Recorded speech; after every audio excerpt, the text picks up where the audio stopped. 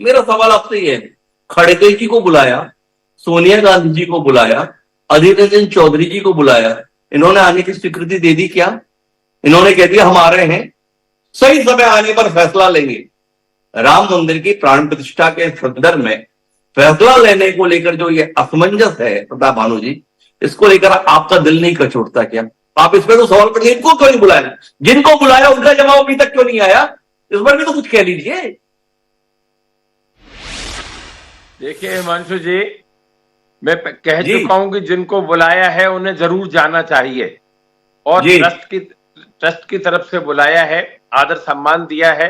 भगवान राम के इस प्राण प्रतिष्ठा, जो भी विवाद इसमें शंकराचार्य जी धर्माचार्यों ने या हमारे सनातन धर्म के संस्थापकों ने लिया है, उसको ट्रस्ट को और सरकार को गंभीरता से विचार करना चाहिए।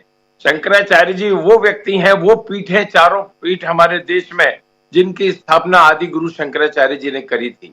और यदि उन्हें हम ये कहें कि 1600 साल पहले, 2000 साल पहले उन्होंने ही पुनर्स्थापना करी सनातन धर्म की, हिंदू धर्म की, तो कोई अतिशयोक्ति नहीं। उस समय इनमें से कोई भी संस्थाओं का कोई अस्तित्व नहीं था। यदि उन पीठों को हम मान्यता देते हैं और सनातन धर्म के इतने बड़े ढिंडोरा पीटते हैं, जो कि लोग राजनीति में अपने कुर्सी के लिए, सत्ता प्राप्ति के लिए उपयोग कर रहे हैं, तो हमारा विरोध उस बात से है।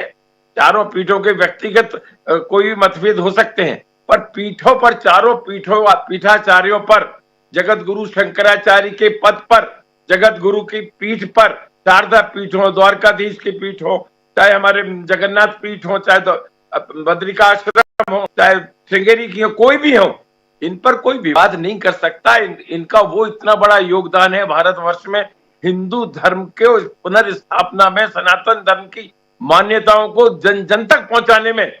इसका पूरे राजनीतिक दल के लोग भी मिल जाएं तो उसकी पूर्ति नहीं कर सकते हैं।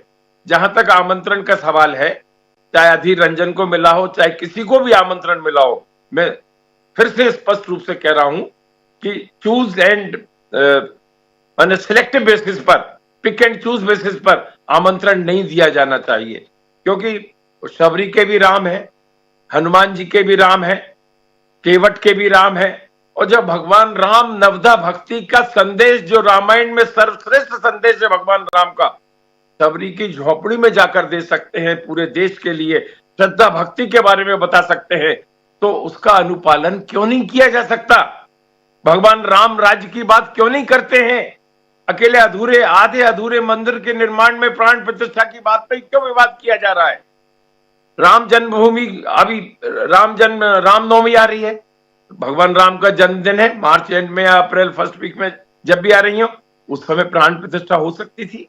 मतलब कहीं ना कहीं बात स्वार्थ से, सत्ता से, चुनाव से जुड़ी है, और किसी एक व्यक्ति विशेष से, पार्टी, किसी विशेष पार्टी से जुड़ी है। इस बात का तो विरोध किया जाना चाहिए, क्योंकि भगवान सबके हैं, रोम रोम में भगवान राम है।